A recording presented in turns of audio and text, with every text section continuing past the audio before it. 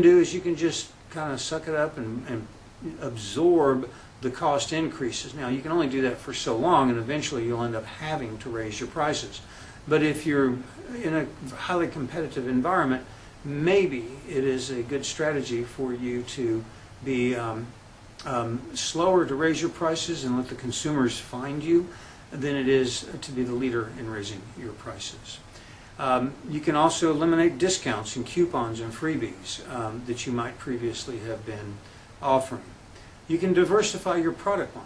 Try breaking your product into different sizes. For example, in the grocery world, a lot of products are gradually made smaller. Cereal is a great example. You might have a 20-ounce cereal box, and as the cost of grain goes up, they might knock that from 20 ounces down to 19 and then 18, and they keep it in the same size box so it doesn't look like the box is shrinking, but the amount of material inside the box, cereal inside the box, begins to decline. And then after 6 months or a year, they come out with a new improved version of the cereal, and they increase the price and increase the quantity at the same time, and now they say 30% extra, 20% extra, and they take it from 18 ounces up to 20 ounces or whatever. They play that game. That is a game that works. The reason they do that is because it works, and consumers are relatively compliant with that marketing ploy. Another thing that you can do is anticipate rising costs. Southwest Airlines is a great example. Back in 2009, 10, and 11, Southwest Airlines made huge profits because they aggressively bought futures on jet fuel. And they bought futures out 3 and 4 years, and they essentially pre-purchased because they had tremendous amounts of cash reserves, they pre-purchased jet fuel for delivery 2 and 3 years into the future, and they locked in low prices, and then as prices rose, they got a tremendous transaction or hedging benefit by hedging the market. If you can do some of that, that's maybe something that you could consider doing.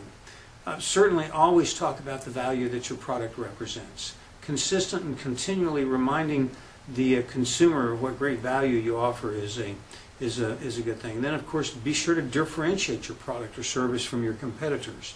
Another thing that you could do, which is a dangerous thing to do, is you can use less expensive materials. Sometimes new technologies actually do make it possible for you to modify the way you produce your products or services and use less expensive materials. And then again, raise your prices consistently. A lot of times you'll find that kind of thing happening with rents.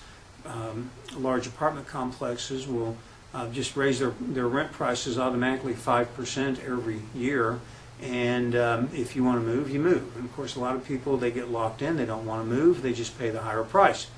So that's a strategy that works pretty well.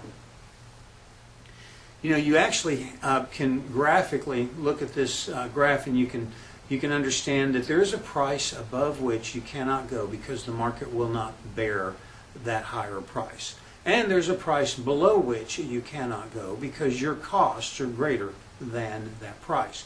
So in between, there's a zone where you can price your product or service, and where within that zone you price your product or service is influenced or impacted by all the factors that we've talked about before. Now, when you're trying to introduce a new product, there's 3 goals that you have. One is you want to get the product accepted. You want to grow market share, and you want to earn a profit.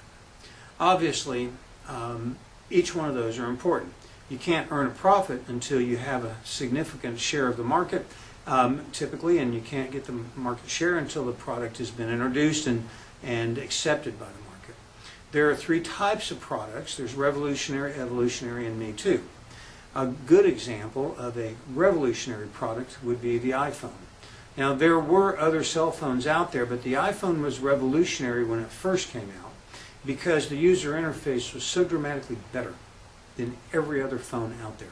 The user interface was the thing that made it revolutionary, not just evolutionary. And then fairly soon thereafter, other phones adopted that kind of touch screen interface that the iPhone had, And all of them began to make better products. And those were the evolutionary products, not the revolutionary ones. So every time a Samsung comes out with a Galaxy, the Galaxy 2, the